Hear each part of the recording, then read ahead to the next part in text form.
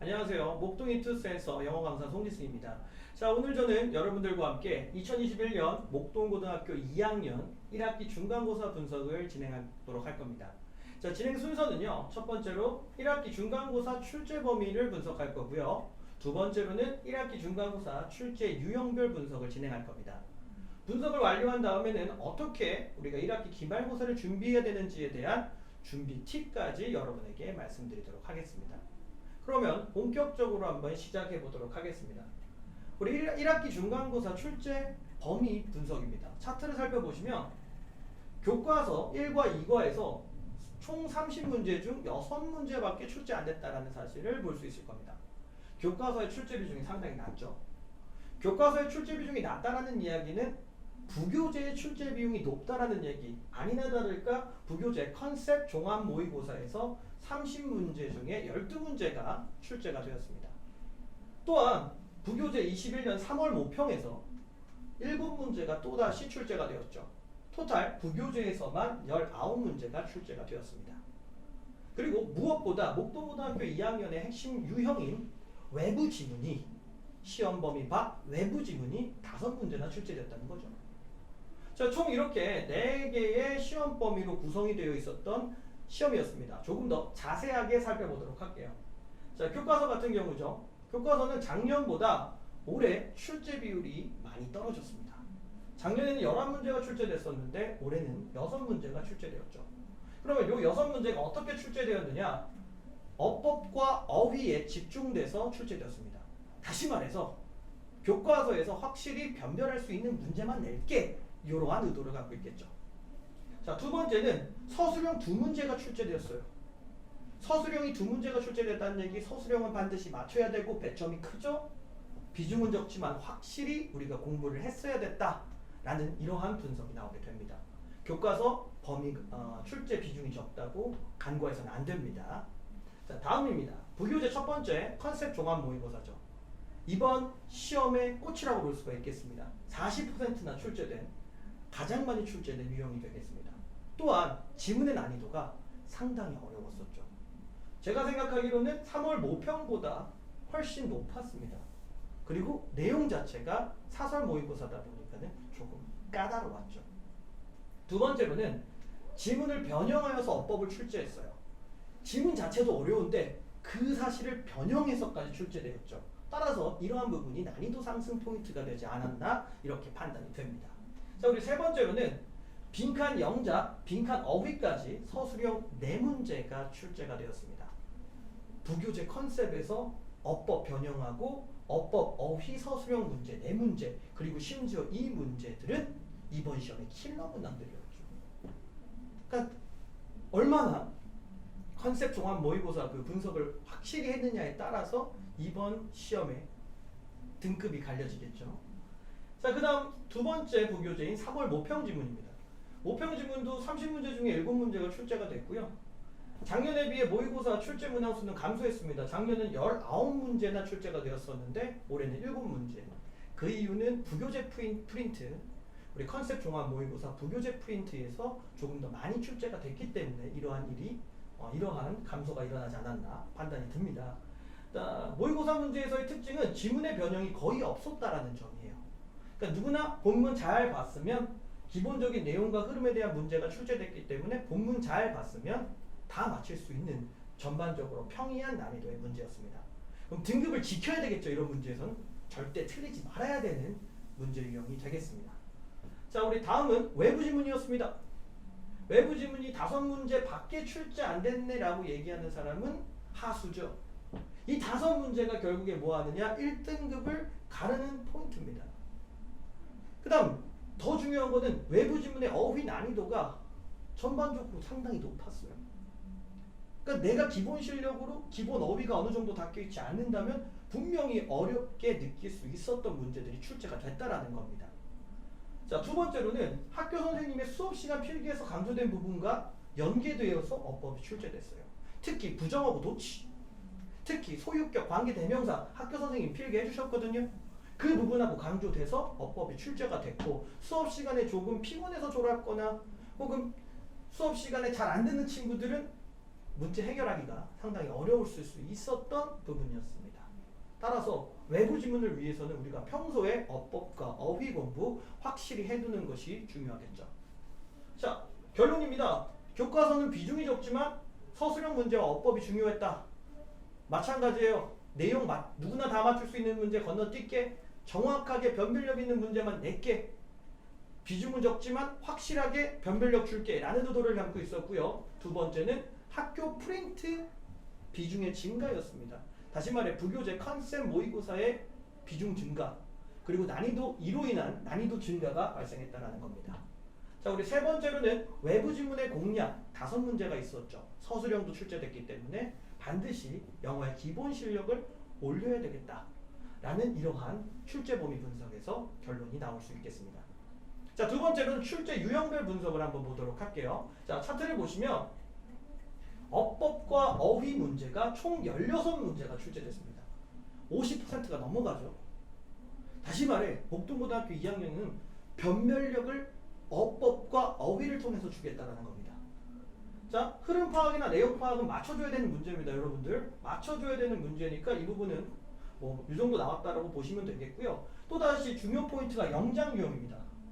우리 영장 유형이 2문제가 출제됐지만 비중은 적지만 배점은 크다라는 거, 반드시 1등급을 위해서는 맞아야 된다는 거죠. 자, 조금 더 세밀하게 살펴볼게요.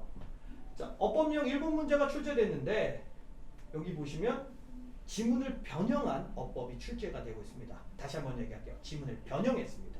단순함기 안 된다라는 거고 어법에 대한 확실한 이해 필수적이라는 거죠.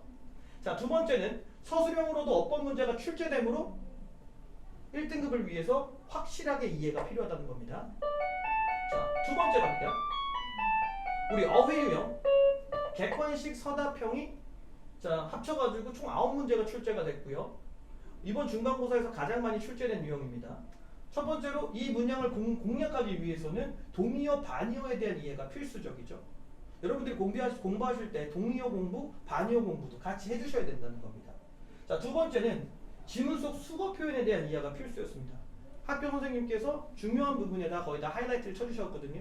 그러니까 하이라이트 쳐주신 부분, 그 부분에 있는 필수 어휘들을 여러분들이 암기해 주셔야 된다는 점. 그 점이 또한 중요한 포인트가 되겠습니다. 자, 이번에는 영장 유형입니다. 영장 유형은 비중은 적지만 1등급을 위해서 반드시 공략해줘야 되겠고, 어떻게 출제되냐? 순서 배열 영작과 핵심 어법 관련 영작이 출제가 됐습니다. 특히 이번 시험에는 with A, B 분사 구문과 가목적어 구간이 시험 어법으로 출제가 됐죠. 요거는 제가 이제 어법 문제로 분류를 했기 때문에 영작, 순수한 영장 유형은 아니라고 제가 표현을 했습니다. 그리고 빈칸 영장 유형이 출제가 됐다. 이 부분 반드시 맞춰야 된다. 그리고 with A, B 분사 구문과 가목적어 구간은 학교 선생님 필기에서 정말 많이 강조하신 부분입니다. 다시 한번 얘기하지만 학교 선생님 필기 중요하다는 거 우리가 기출된 부분을 통해서 알 수가 있겠죠. 자, 그 다음 서술형 문제의 비율이 상당히 높습니다. 영장 문제는 2문제지만 서술형 총 퍼센테이지는 30문제 중에 10문제, 30%가 넘다라는 거죠. 등급 향상을 위해서 서술형을 놓친다 그러면 정말 가슴 아파집니다. 반드시 서술형 공략해줘야 됩니다. 그럼 서술형은 어법과 영작 위주로 출제되니까 우리 학생들이 문제를 해결하기가 쉽지 않아요. 평소에 어법과 평소의 영작을 확실히 준비할 수 있도록 노력해 주셔야 됩니다. 자, 그러면 이러한 분석을 토대로 우리가 어떠한 솔루션을 가지고 기말고사를 준비해야 될지 지금부터 말씀을 드릴게요. 첫 번째, 중간고사보다 기말고사의 범위가 많다라는 거 절대 잊어서는 안 됩니다. 중간고사 범위가 교과서 2과 부교재 20지문, 모의고사 25지문 이렇게 출제가 됐었죠. 그 다음에 외부 그 지문은 어차피 우리가 준비하는 것이 기본 실력으로 평가하기 때문에 요 지문이 이제 공지된 시험 범위였는데 45지문이 시험 문제예요. 교과서를 제외하고는. 제 생각에는 기말고사에는 교과서가 한 거가 더 추가되고 요 부교재 지문 자체도 45 플러스 알파가 된다라고 했을 때 여러분들께서 단순 암기로 시험을 준비하는 것은 거의 무모한 짓이다. 그럼 어떻게 해야 되냐? 체계적으로 효율적으로 여러분이 계획을 세워서 공부하셔야 된다는 거죠. 시험을 준비할 때는 일주일 전부터 계획을 세우는 게 아니라 중간고사가 끝나고 분석이 끝난 후부터 다음 시험을 계획 세우시고 그 계획대로 움직이셔야 돼요. 그래야지 여러분들께서 기말고사를 맞출 수가 있습니다. 왜? 절대적 양이 증가했기 때문에. 자, 두 번째입니다. 어법 어휘 문항을 공략해야지 고득점이 나온다. 누가 봐도 알죠. 어법 이번에 7문제 나왔고 어휘 이번에 9문제 나왔습니다. 어법 어휘 토탈 16문제예요. 그 다음에 지문 자체가 어떻게 변형돼서 출제되죠. 변형됐다는 얘기는 이 문제를 통해서 변별력 주겠다라는 이야기고, 이 문제를 공략하기 위해서는 여러분들 평소에 학습하셔야 돼요. 난이도 높으니까요. 평소에. 그리고 선생님이 얘기했지만 평소에 학습을 효율적으로 하는 것이 중요하죠. 어법 어디서 나온다? 학교 선생님 필기에서 나온다. 그 다음에 어휘 어디서 나온다? 학교 선생님 필기에서 나온다. 그 다음에 어법 또 어디서 나온다? 교과서 핵심 어법 있죠. 우리가 교과서가 1과 2과가 들어가기 때문에 각 과당 2개씩의 핵심 어법들이 있습니다. 그 어법들과 부교재를 연동해서 여러분들이 공부해 주셔야 돼요. 그래야지 서술형 영작까지도 잘 체크할 수가 있겠죠. 자, 세 번째, 출제 비중은 낮아도 1등급을 위해 영작 문제 유형 그냥 넘어가서는 안 됩니다. 자, 서답형 영작 문제는 반드시 학교 선생님 필기에서 나옵니다. 우리 친구들이 반드시 기억해 줘야 되는 부분이에요. 학교 시험의 출제자는 학교 선생님입니다. 근데 학교에서 수업을 자거나 학교에서 수업을 잘 못 들어서 필기가 안 되겠다 그러면 여러분들은 정말 학교 선생님이 강조하는 부분을 다 놓치게 되는 거고, 시험에서 출제되는 포인트를 놓치게 되는 겁니다.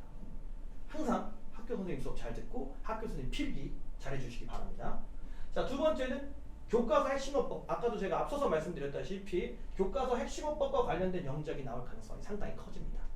그러므로 교과서 핵심어법 잡았어. 그러면 그걸 토대로 어디다 적용한다? 부교재의 지문에서 영작 문제가 나올 가능성의 문장들을 찾아내는 거죠. 그러면 이렇게 찾아내도 정말 많은 문항이 나올 거예요. 우리가 45개의 모의고사 지문이었으니까요. 한 지문당 두 문장 정도를 외운다고 치면 90문제예요. 90문제를 모두 다 외워야 됩니다. 근데 어떻게 하겠어요? 벼락치기로 가능할까요? 불가능하죠.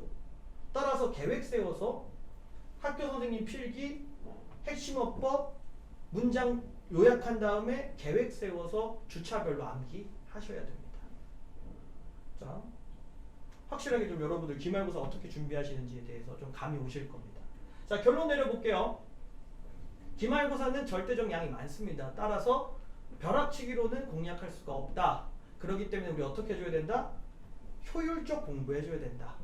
효율적 공부의 핵심은 학교 수업 시간에 필기 놓치지 말기, 그리고 교과서 핵심어법 놓치지 말기, 그리고 그 부분을 가지고 체계적으로 계획 세우고 반복적으로 그 계획을 토대로 학습을 해줘야지 고득점이 나올 수 있다. 왜냐? 어법, 어휘, 영작 문제가 킬러 문제로 존재하니까요. 그리고 여러분들께서 체계적인 계획과 반복적인 학습을 하시다 보면 기본적인 실력이 올라갑니다. 그래서 외부 지문에 대한 적응도나 외부 지문에 대한 해결법이 늘어나시게 되겠죠. 이러면 당연히 전체적으로 시너지 효과가 발생하면서 좋은 성적을 얻을 수가 있을 겁니다. 자, 이렇게 해서 목동고등학교 2학년 1학기 중간고사 분석을 모두 마치도록 하겠습니다. 들어주셔서 감사하고요. 저는 다음에 뵙도록 하겠습니다.